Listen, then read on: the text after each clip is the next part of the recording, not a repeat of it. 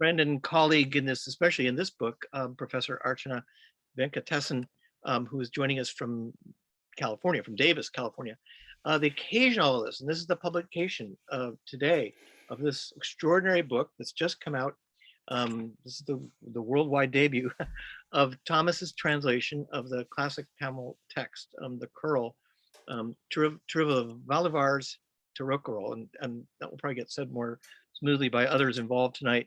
But this book, which marks an important translation, and we've had even a comment, we got a note today from someone who was attending about people in India who want to read this in English, and the translations there, which are more numerous than we might encounter here, are lacking. And I think anyone that picks up and sees and reads this book and listens tonight will see and hear what has been done with this translation.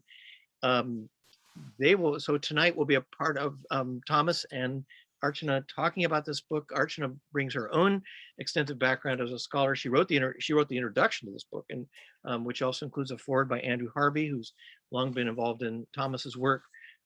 Archana, who is teaching at the University of California, Davis, where she's a professor of religious studies and comparative literature, and is herself a translator of note, receiving translation awards from the National Endowment for the Arts and National Endowment for the Humanities. And her most recent of about 4 or 5 fairly recent translated texts published in English is Endless Song, received the Lucian Strick Translation Prize from the American Literary Translators Association. So she's actually getting a little break from teaching this quarter. So we're delighted she's able to be with us. Both of us in the same time zone. That's not always the case with these evenings. And so the two will converse. Thomas might read a few, I think.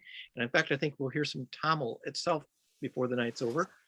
We also hope, though, you've been putting good comments and salutations in the chat, but as this goes along, please feel free to put questions, which Archana will work into the conversation as this concludes. And my colleague Karen will come in at the end to help send everyone off into the night, which I noticed has about 20 more minutes of daylight at this end of the day, as we're finally coming out of the period of solstice. But this book is this book of ethics and philosophy and kind of guidance is a good one for us, I think, as we are in this time of year, figuring out where we're going. So on that note, please, again, thank you for being with us, and now asking you to please join in giving good virtual attention and applause to Thomas Hitoshi Pruiksma and Archana Venkatesan. Thank you both. Thank you so much, Rick, and thank you to Elliott Bay Company and to Thomas for inviting me to participate in this book launch of such a monumental and landmark work. It's really, as I was saying to Thomas before we opened the session, the Kural is such a great work, the Thirukkural is such a great work, such an important contribution to world literature, to world ethics, but it really has not received the audience that it deserves, partly because it has not received or not had the kind of translation that it deserves and it merits. And finally, we have that here with Thomas's lyrical, playful, mischievous, and really extraordinary, luminous translation. So first, before we even get into the conversation, I want to congratulate Thomas on this achievement. It's not just a question of publishing a book, which is itself not an easy thing to do, but to publish one of the quality of this. The translations really sing and capture what is so magnificent about the Kural, why it has captured the hearts of Tamils for centuries, and why it is this touchstone of Tamil identity for so long. Your translation really captures that, and it was a pleasure to be able to read it at a very, very early stage, and then to sort of see it come to full maturity in this book. So I'm so glad to be here with you. So I'm going to start us off with a conversation by asking you, maybe inviting you perhaps to tell us a little bit about your own history with the Thirukkural. How did you come to you know this text, and why did you want to translate it? Well, wonderful question. And before that, thank you so much for your very kind words and for the encouragement that you've offered through this sometimes endless seeming process. As I answer that question, I want to begin by dedicating what I have to say this evening to the memory of both my Tamil teacher, Dr. K.V. Ramakodi, and his wife, Mrs. K.R. Padmavati. You can see I'm a little worked up because both of them are no longer living, and both of them supported not just the work of translating this book, but the work of becoming able to translate this book in more ways than I can possibly name. So I had known about the Thirukkural from the first time that I stepped on the land of Tamar. In 1998, I was there for 2.5 years on a fellowship, which had me studying the Tamar language, and I was teaching at a college and also given the freedom to explore interests of my own, which in my case was to move into a village outside of the ancient and venerable city of Madurai. And at the time, I had only meant to learn how to speak what at the time seemed like an impossible language. But I had the good fortune to meet this extraordinary teacher who kindled my enthusiasm and awakened me, not just to, or reawakened in me, a delight in language and a delight in poetry that I had lost touch with.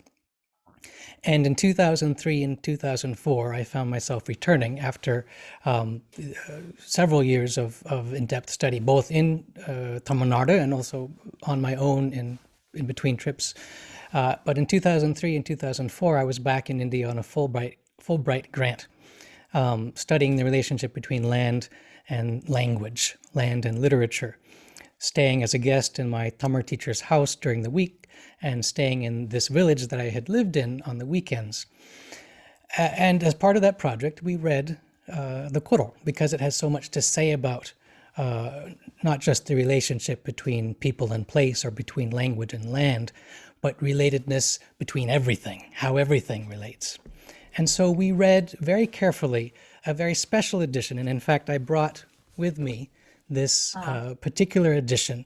What's wonderful about this edition is that it contains all of the major commentaries that were written roughly between the 11th and the 13th centuries. So we not only read the entire work, but we read all of these different commentaries. And so I actually had to learn several languages. I had to enter the language of the Kural. I had to enter the language of these different commentators, some of whom have very different styles of writing, of commenting on the work. And so we spent many months studying this work, but I had never had any thought to translate it. I only wanted to be able to enter it as a student of the language and also as a writer and as an apprentice poet myself. But in the years since, when I would visit my teacher or when I would speak to him on the phone, as we did often, he would say things to me like, Tom, it would be really good if somebody were to do a proper literary translation of the Kural, one that makes use of the same commentaries that you and I read. And I'd always say, of course, that's a wonderful idea. There's probably some up-and-coming graduate student out there who could take it on. And it really never occurred to me that he was trying to hint something to me until many years later, in 2015, after a dozen years of deepening not only my understanding of the language, but also my practice as a poet in English. I suddenly thought, well, maybe I'll give it a try. Maybe I'll do a verse a day as part of my writing practice. And so on the 1st of January, 2016, I began translating one of the very short verses each day. And by the time I had about 20 or 30 verses, the equivalent of 2 or 3 chapters, I spoke to my teacher and said, hey, I thought maybe I'll try translating the Thirukkural. And he said, oh, good. You finally got the hint. I ain't getting any younger here. And what's so remarkable to me about this is that my teacher never hesitated in any other matter to tell me what he thought I should or shouldn't do. It was part of our relationship as teacher and student. It was part of our friendship. But he never once told me directly I should translate this. And I think the reason for that is because as a poet himself, he understood that you can't ask someone to take on something like this. Either it occurs to a person naturally or it doesn't. And it did occur to me, and I was able to complete a translation and go back in 2017 for what would be my last time with my Tamil teacher. And he was able to go through the entire manuscript with me and push me as he had never, I mean, he pushed me in ways, I mean, he'd always been pushing me to deepen my understanding of Tamil. But here he pushed me not only to deepen my understanding of the work, but because he read English very well and was very well read in English literature, to push me to make the English better and better and better. So what I thought would be going back for kind of like, okay, let's, go through the manuscript and make sure that it was well done, actually became, we went through the whole thing again. We read the whole thing again in greater depth than we ever had before. And it was and remains a remarkable time. And so this translation is born out of that friendship and that time.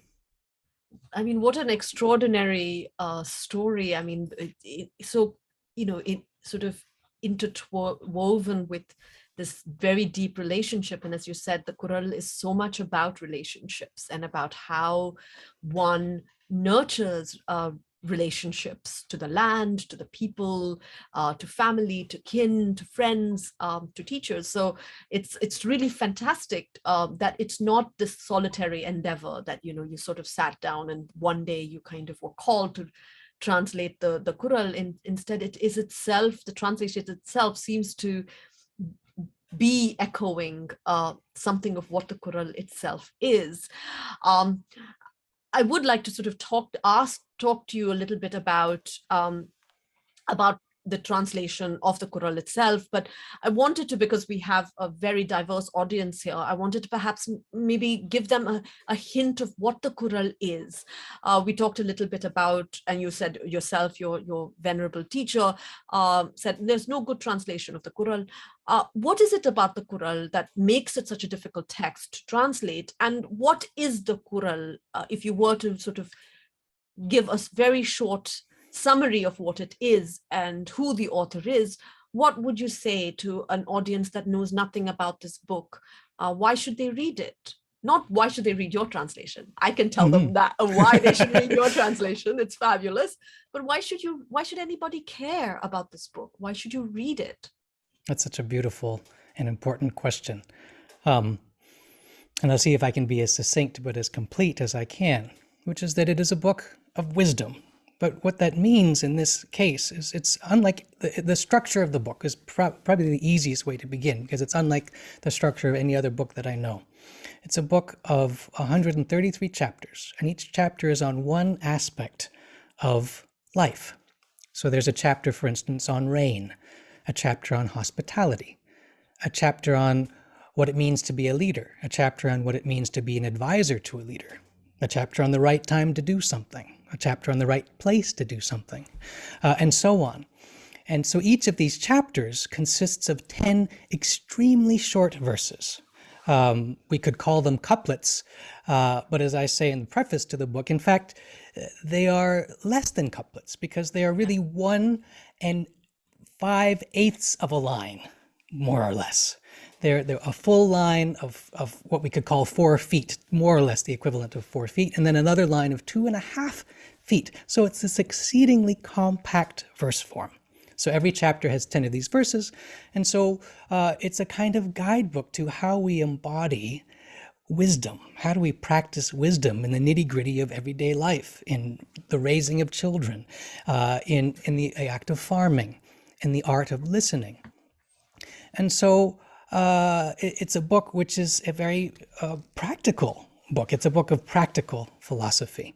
And it's a book which has guided people in Tamil Nadu and people who, Tamil speakers, for centuries and centuries, probably at least 15 centuries, if not more. And Perhaps the best way to sort of round out this, at least very brief introduction, would be to give you just a little taste of the book. One more important note is that these 133 chapters are divided into three sections or three parts. And these three parts deal with three of the four areas which are considered most important to a person's life in various traditions in India and in that civilizational context. Ethics, power, and love is how we've put it on the cover of the book. We could say ethics and virtue and the home life being the first book or section or part. The second section deals with wealth, power, political power, and the world. And the third section deals with erotic love, erotic longing, and committed relationships. So let me give you just one verse from each of these sections, not because these verses are in any way representative, but they can give a kind of taste for each of these three major parts of the work. And before I read these, I want to add one more piece, which is that another thing which I think makes this book so remarkable is that it's not the sort of book you sit down and sort of plow through in over a weekend or something like that. It's really a book where you open it and you find a chapter, you find a verse that speaks to you where you are right now, and you read and you listen. You listen for what the verse has to tell you in your specific circumstances. I often think of these verses as being like little seeds. A seed you might plant in your heart, and you might meditate upon or walk through the day with, or walk through a week or a year with, and watch how that sort of seed grows, blossoms, and flowers, and not only spreads a kind of fragrance and beauty to everyone you interact with, but also helps you in some paradoxical and mysterious and astonishing way to become more fully who you really are, more fully alive to the world, more fully compassionate and wise. So here are three verses. This first one comes from the first part of the book on virtue or on ethics, and it comes from the chapter on hospitality.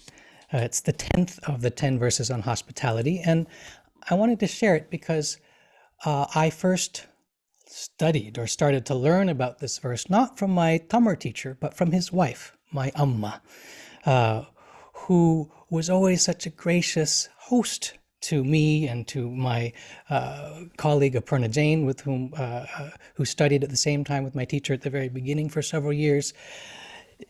And one day she quoted this verse to me. Here is the English translation. Anicham flowers wilt when smelt. A guest wilts when a face turns sour. Now, this anicham flower is a kind of is a flower which is thought to be so exceedingly delicate that even just smelling it could disturb its equilibrium and cause it to wilt. And because we're doing this out loud, I'm going to give you the Tamil so you can hear a little bit of the music of the language. Moppa koriyum anicham, mugan thirindu nokka koriyum virande. Anicham flowers wilt when smelt. A guest wilts when a face turns sour. And my Tamil teacher's wife, my Amma, said to me, you see, here the poem shows us how it is when someone comes into a house, a guest, especially if it's someone who's totally new, a stranger to the household, of maybe a friend of a friend. The way you look at them matters immensely, because they are like that flower, which is so delicate. And you think, oh, why do I have a guest now? I have to go put some rice on the stove. You think that thought, they'll see that thought, and they'll wilt. And so she, in fact, embodied that countenance, that smiling face, which was also a kind of smiling heart. And so in a way, one of my first teachers of the Kural was my Tamil teacher's wife.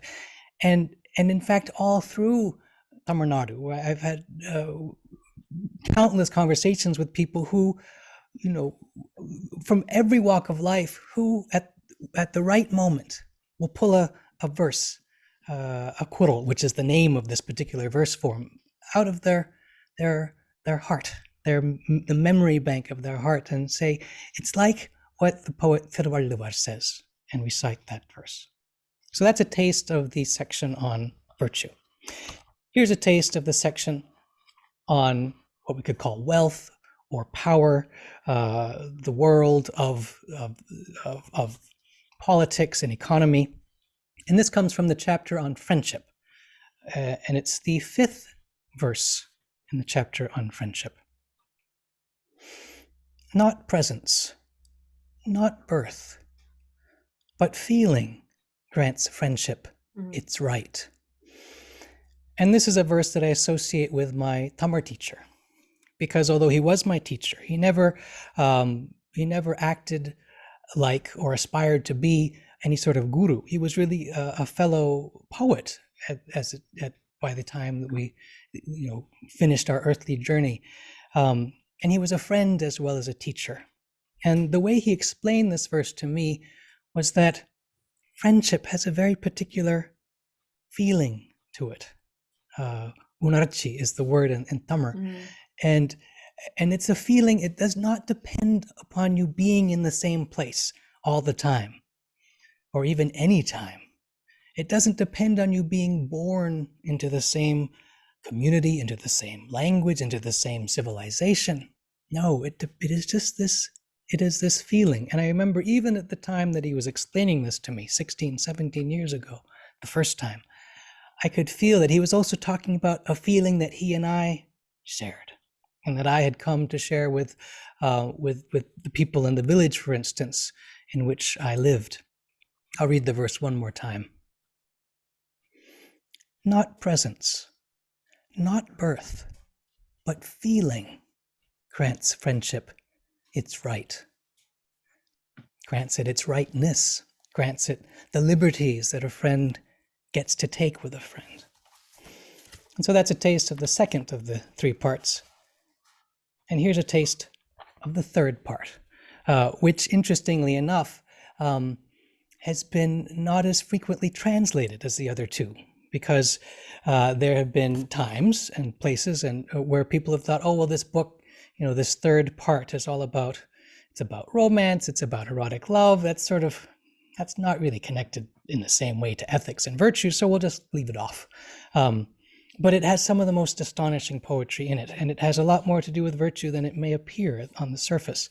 But here's one verse, and I wanted to share this verse because one of the many ways that I'm indebted to my Tamar teacher is that he not only opened me to the Tamar language and allowed me to be able to speak the language and to meet people that I could never have otherwise met, but he also awakened me to poetry. He awakened me to poetry, which was something that I had lost touch of. I think many people can relate to being in school where poetry is taught as a kind of intellectual puzzle that you have to figure out what all these metaphors and similes and flowers and birds have to do with anything real.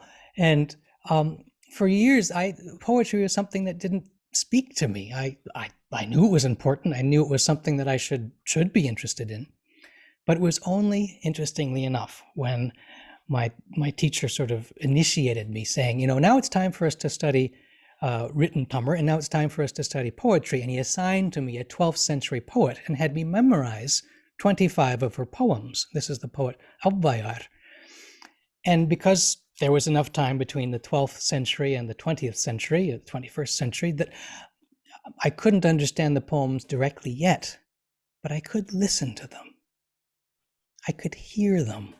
And that to me was a great opening. It was the unlocking of a great door, because I started to hear that the poems sound good. They have music to them. They have rhythm to them. They have a kind of delight in the properties of language, of sound.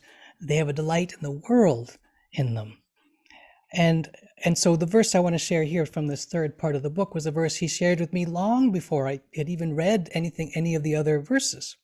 I think it was around the same time that my Amma shared the verse about hospitality, give or take a couple months. And we were talking about something, and he suddenly shared a verse that goes like this. And we give just a teeny bit of context. It pictures two young lovers who haven't yet connected, or it seems they are eyeing each other from a distance. Their love is some ways secret, or they try to keep it secret. And the verse goes like this. It's in the voice of a young man. When I look, she looks at the ground. When I don't, she looks, smiling softly. Ya nokung kale nila nokum. Nokakal da noki mella nagum. And my teacher said, listen carefully to this verse. When I look, she looks at the ground. When I don't, she looks, smiling softly. And he said, do you hear what's going on here? You can see the scene. There he is. He looks at her. She doesn't look at him. She looks at him. He doesn't look at her. But if he doesn't look at her, how does he know? She looks, smiling softly. And he said, this is what literature does.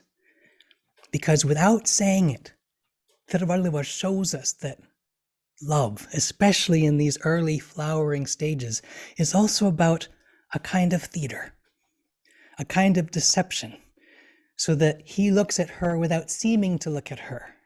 And we can infer that she probably looks at him without seeming to look at him. And suddenly a little verse of 1 5/8 lines opens up an entire world of the heart.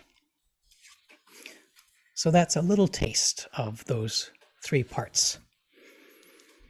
Just magnificent, just wonderful. I mean, it's not only just like to sort of, for me, listening to you talk about the Kural in this very sort of intimate way, right? I mean, I think this is also one of the magical qualities of this text, that it is at once universal as well as really particular.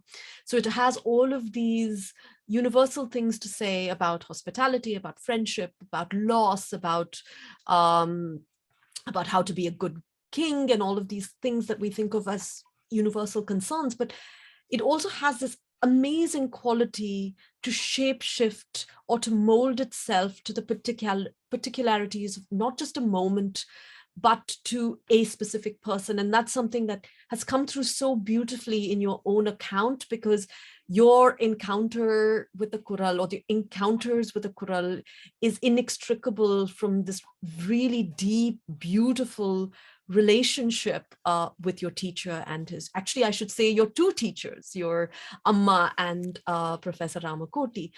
So it's sort of the translation, as well as the way you've talked about the Kural, tells us something about what makes this text so magical, that makes it able to speak to us across centuries, regardless of where we're from, who we are, what age we are.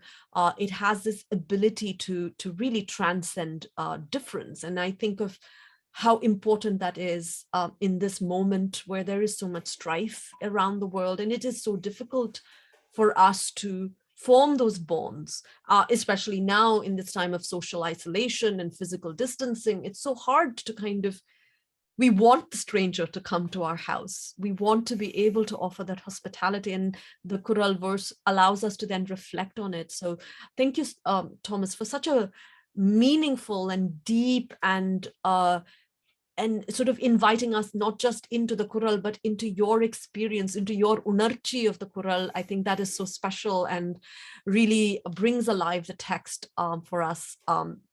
So I wanted to kind of ask you, Aimee, you sort of alluded to it a little bit, but one of the things when I was reading your translation, what struck me was your ability to really mimic, or I don't want to say mimic in a sort of artificial way, as though it is somehow less than, but rather I want to sort of say, maybe replicate is a better word. How you were able to replicate these qualities of the Kural, right? Not just the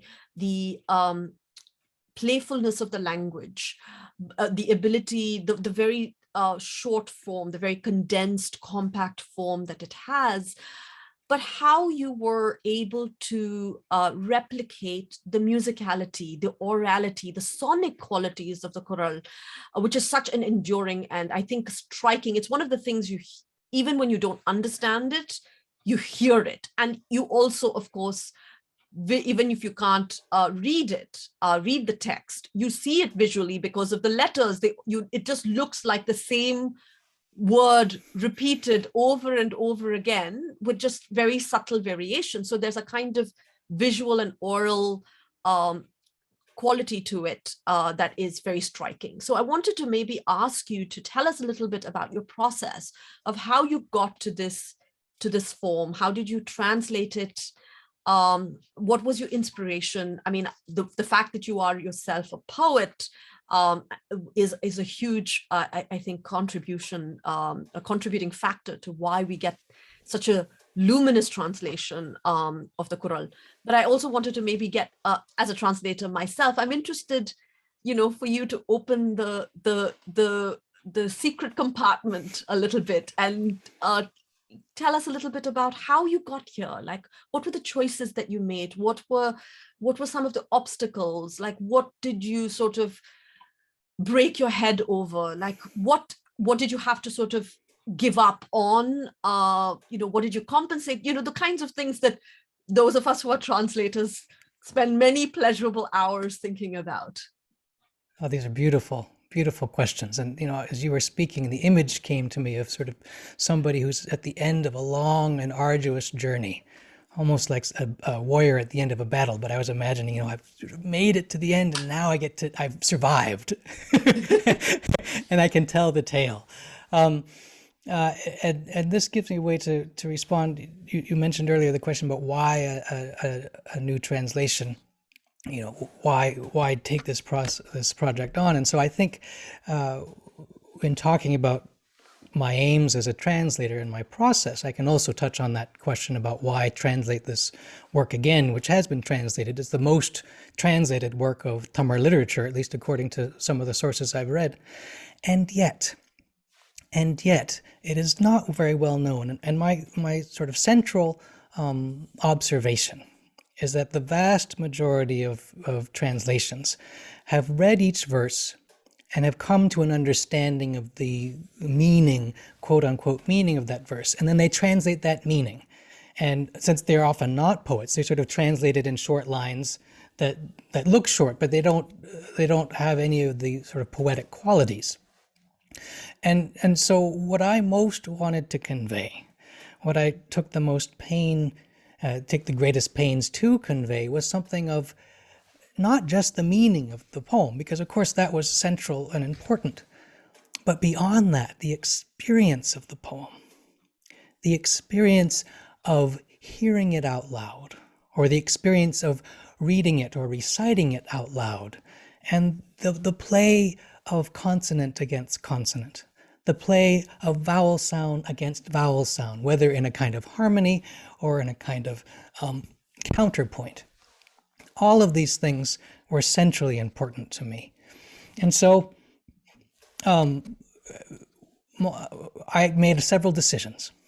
And in some ways, I came with that central principle. How do I convey the experience of reading this work, at least to the extent, my experience of it, because that's the only place I could start, was, okay, I want to have the concision. I want the verse to be as short as possible and still be meaningful. I also wanted to have these two lines which are not the same length.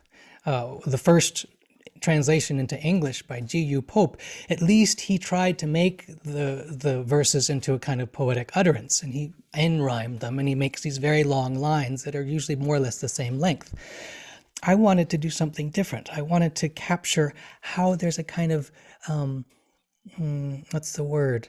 Dissymmetric, that's a fancy word, but a kind of a, there's a lopsided isn't the right word either. It's it's a very specific kind of rhythm. And so, of course, I couldn't replicate that foot by foot. The languages don't permit that. But I could say, okay, as a rule, I'm going to, every second line will be shorter than the first. Maybe it'll be much shorter, maybe it'll be a little shorter. But that rule gave me what I need as a poet, which is something to sort of bump up against, and to something which pushes me to go further. Which demands of me that I take creative risks I wouldn't otherwise take. And then two more qualities that I thought were essential to convey. And one is this sense of musicality, which in more specific terms has to do with a pattern of rhyme which is not end rhyme. So we're not talking about sentences where you rhyme, I went to the ball and I saw the wall and I had a great fall, etc., etc., which some of the more poetic translations have sort of fallen into an end rhyme scheme. But the original is not end rhymed at all. The original plays on the first sounds of words, or the first sounds of poetic feet, the consonant sounds, the vowel sounds within words, the consonant sounds in the middle of words, which, interestingly enough, also turns us back to the origins of English and Anglo-Saxon, where poetry is not end-rhymed, but rhymed by assonance, vowel sounds, consonants, consonant sounds. And it also,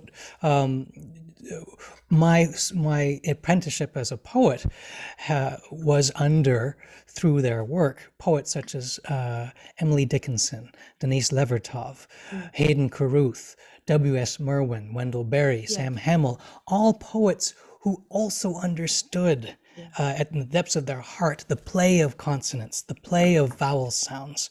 And so I could draw on the one hand, this very Anglo-Saxon heritage of the English language, these wonderful 20th and 21st century North American poets, to be able to suggest something of that musicality in the original Tamil. And along with that, sort of my great aspiration was, by doing these things, by conveying the experience of the poem as a sensual experience, as a playful, as a delightful experience, that Tirvalluvar ceases to be a kind of moralist, as he often comes across in other translations, and becomes a kind of mischievous sprite at times, although no less serious because of it.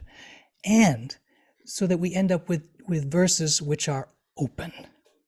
They are open to being interpreted in myriad ways by people who may be coming from very different walks of life, religious or spiritual or secular traditions, and yet able to hear in the poetry, because I think this is the nature of poetry, something that speaks directly to them.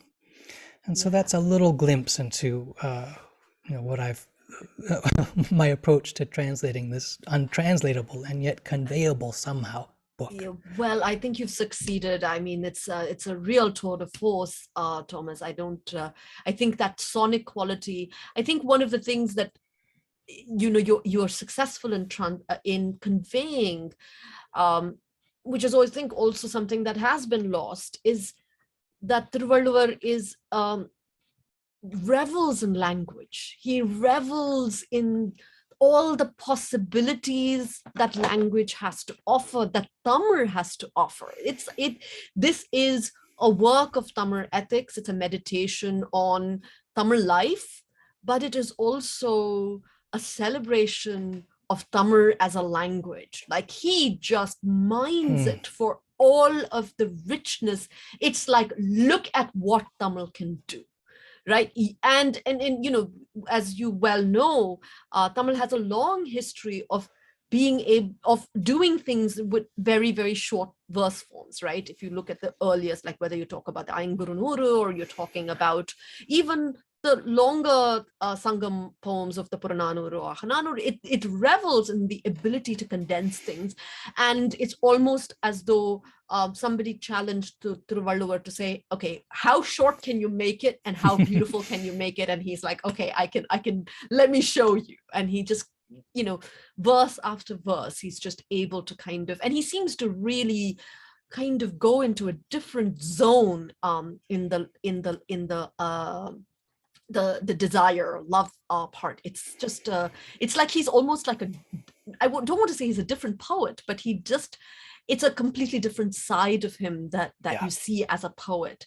But that is, I think, really something that comes through in your translation in this work, is not just the wisdom and, as I said, the universal and the particular that seem to really play very well off of each other, but also that he is a great poet, and that people have not just venerated and revered this work because it tells us how to live a good life, but it tells us how to live a good life in beautiful ways, right? Both live a life beautifully, but he also tells us how to do that in a beautiful way. And and I think that's really something that comes through so well in your translation. So I know we're almost and running out of time, so I do want to have some time to have questions, but I do kind of want to, maybe in the last moments of our conversation, ask you to sort of maybe reflect on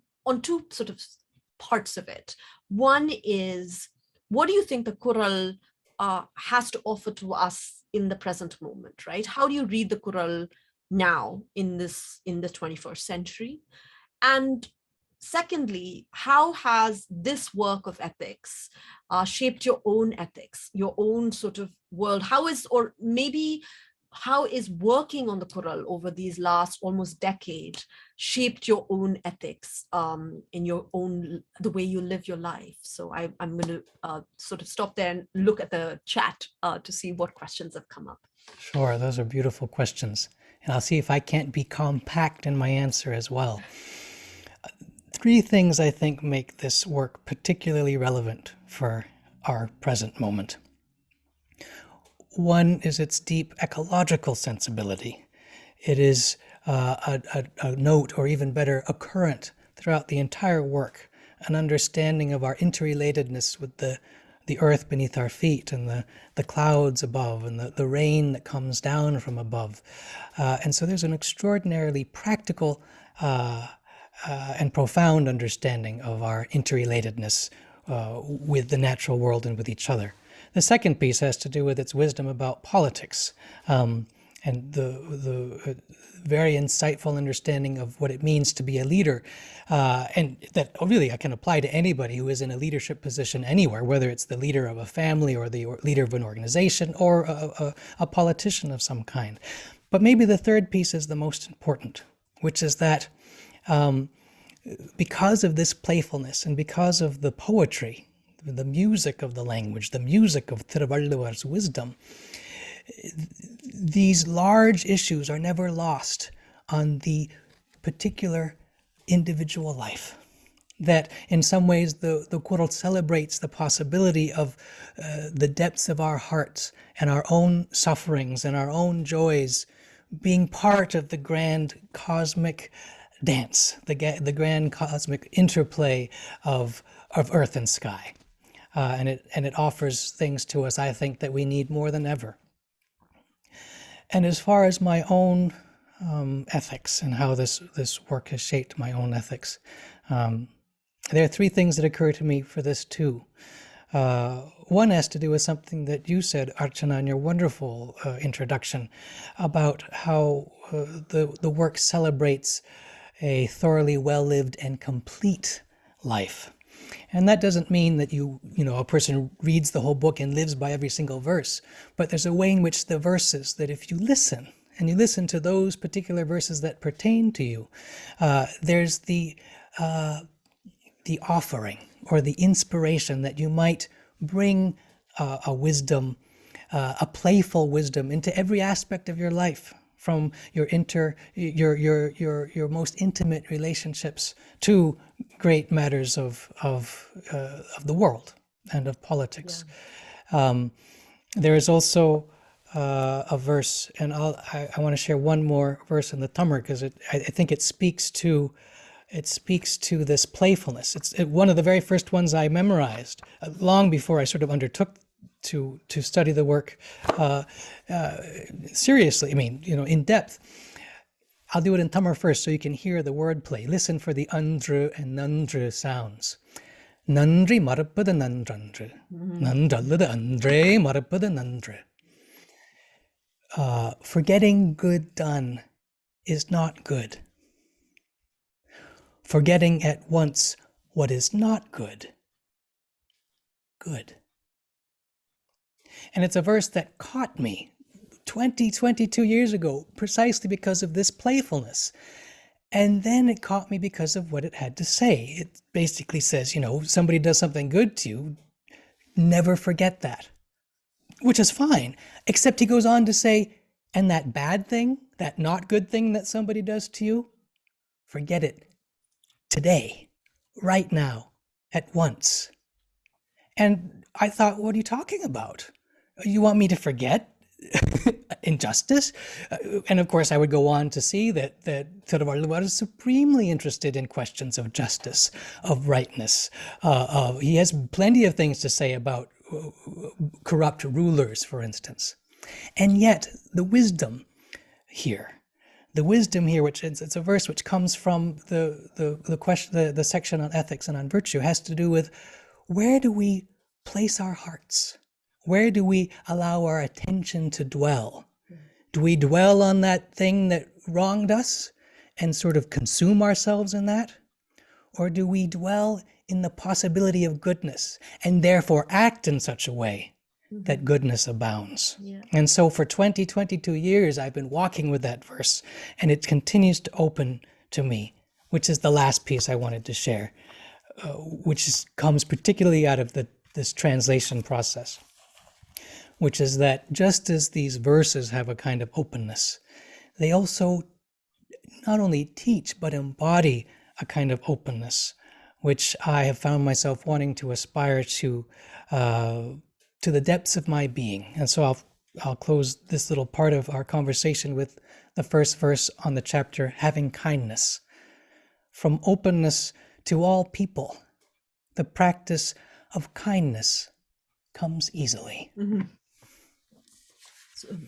It's a wonderful way to open up the conversation to our wonderful audience members who've been sending your congratulations, and have there a few of us a few questions as well. So wonderful. One question had to do with whether the Kural has ever been sung, is there a history of the Kural being performed to music, sung to instruments? So that's the first question. That's a wonderful question, and I have asked that question myself.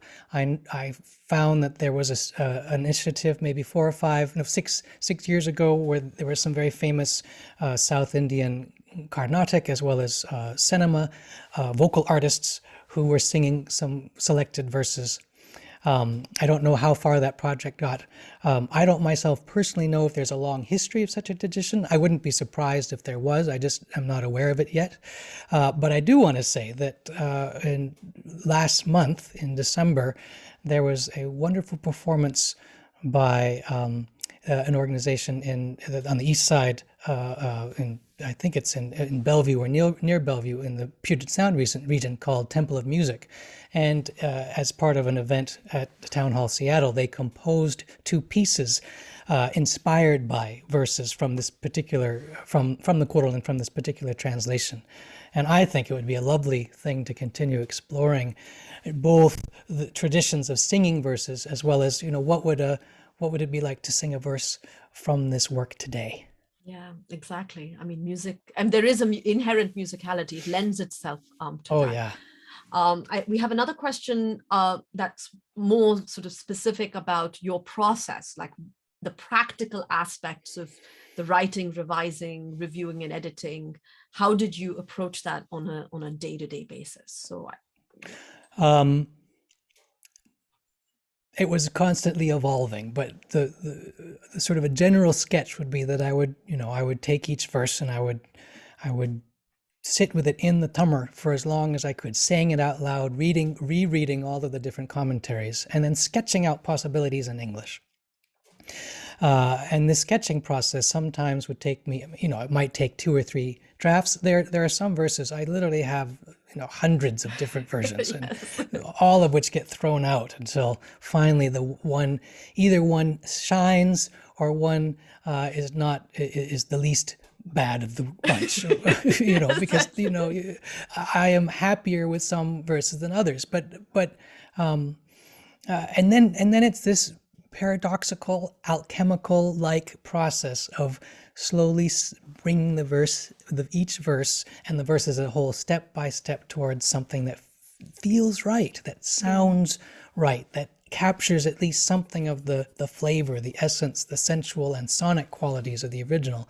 And I had a great fear that when I was reading the proofs, when they were and everything was typeset, I had this great fear that I would read it and I'd think, oh shoot, I got to do another revision, because I'd gone through that process a dozen or so times, thinking I had a translation, and like, oh wait a minute, I got to try again. But I was astonished that when I finally got to that last round, except for a couple places I did some last minute fiddling, I thought, no, I've taken this as far as I can take it, and now I feel ready to let it go and see where it may take others. Yeah, I mean, it's, I have to say that hearing you speak about the process, I know there are that same process, you just generate versions. Sometimes I have multiple versions of just a single line, Oh, yes. and you just choose the least bad option. And of course, there was one time when I was just like you, I'd sent it all off, and not the endless song, but another the Thiruvrutam.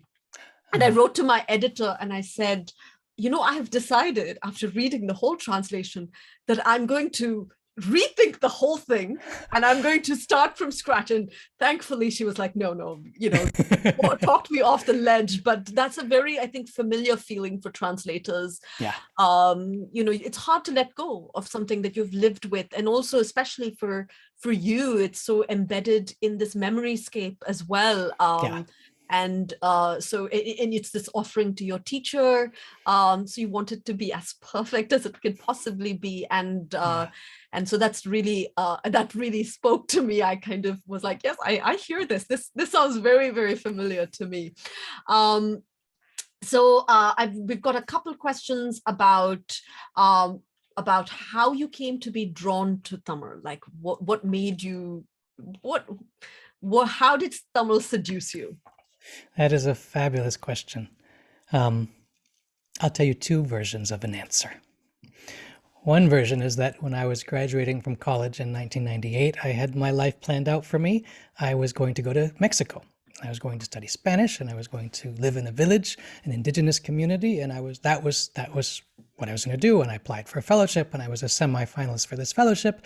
And then on my birthday, no less, I got a very polite letter saying, thank you very much, but we've chosen other people, which felt like a catastrophe.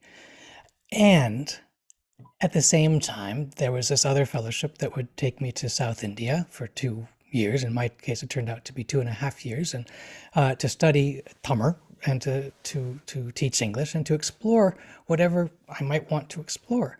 And this was suggested to me, and I thought it was ridiculous for a moment. And then I looked back at my own life experience, and I had always been fascinated by India. Every report that I did in middle school for world geography, I chose India and wrote about India. And I'd studied some took some courses in college on Indian history and religion. And I thought, well, maybe this would be a way to explore some of the kinds of things I wanted to explore in rural southern Mexico, but in another place where people have been rooted for thousands of years. And so I thought, well, I'll go.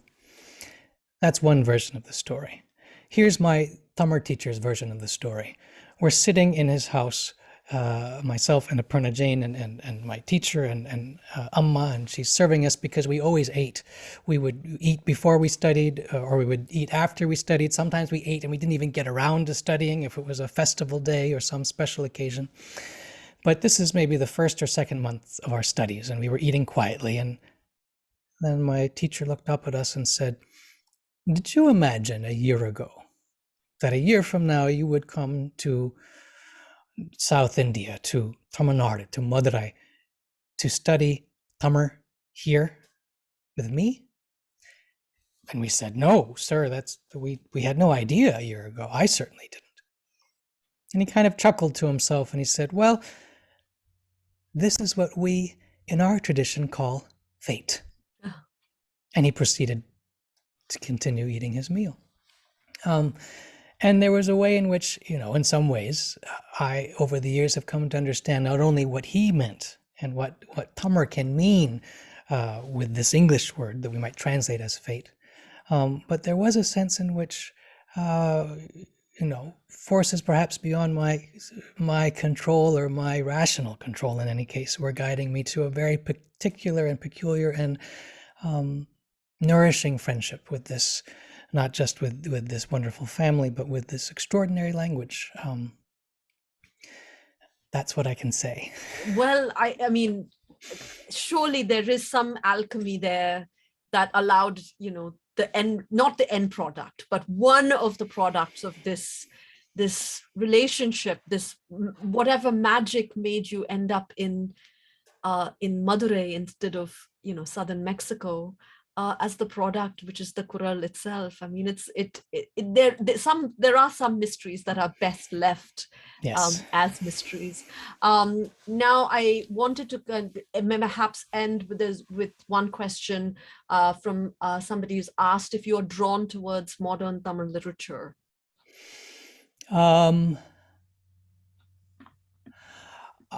The best way I can answer that question is that I'm drawn where I'm drawn, and I never know where I'm going to be drawn. There are, when I returned from my first 2.5 years in Tamil Nadu, I brought several boxes of contemporary literature, and there were some writers that really lit up to me. And so I was drawn to them. Just as there are some works of the Bhakti literature and the Sangam, the sort of oldest period of literary flourishing in Tamil Nadu, that draw me. But perhaps it'd be more true for me to say that I'm drawn to particular sensibilities and voices. And I don't even know what they are until there they are, saying hello, like the stranger at the door, wondering if I might smile at them and welcome them in. Yeah, that's a beautiful way to I think texts call to us. They choose us. We don't choose them, although I think we like to think that we have some measure of control. But before we sort of wrap up, I just wanted to ask, I know this has been a long labor, a joyous one, but I have to ask, because I'm thirsty for more. What is next for you, Thomas? Like, what next beautiful Tamil work will we get to see from your pen? That is a great question. And it involves, without going into too much depth, but I actually did end up going to southern Mexico and learning Spanish also. So I have there's a whole nother version of the story. So I'm working on something which has to do with the extraordinary Spanish-Mexican novel, Pedro Páramo.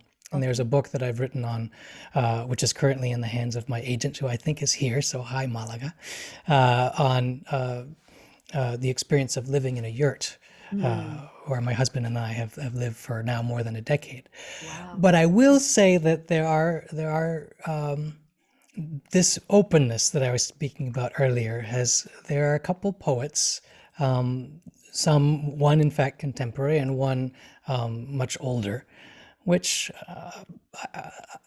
maybe I will be delving into. We'll see, and I think I'll leave it at that, because beyond that I really can't say. Yeah, well, anyways, I have to, with such a wonderful kind of way to conclude our conversation. But I want to once again congratulate you, Thomas, on this extraordinary achievement. I really hope that your translation receives the accolades and the recognition that it deserves, and with it, the Kural receives the widespread acknowledgement, and sort of it really enters in a major way into the pantheon of world literature.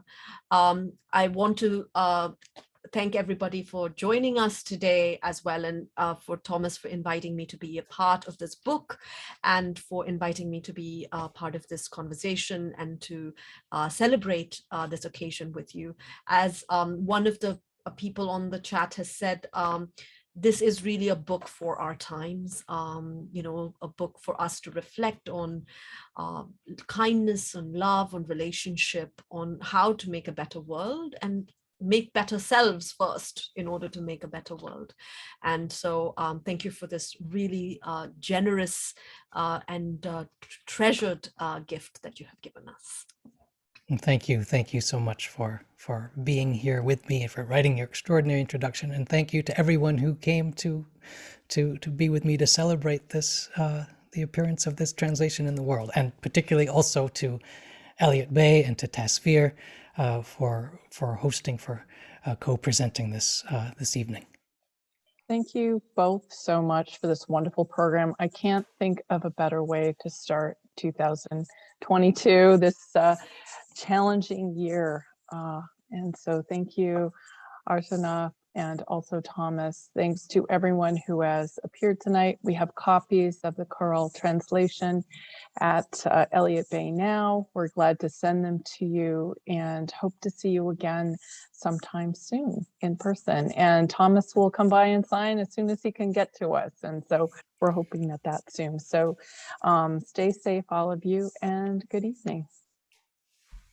Good evening, everybody, and have a great 2022. And congratulations once again, Thomas. Thank you. Take care. Bye-bye. Good night.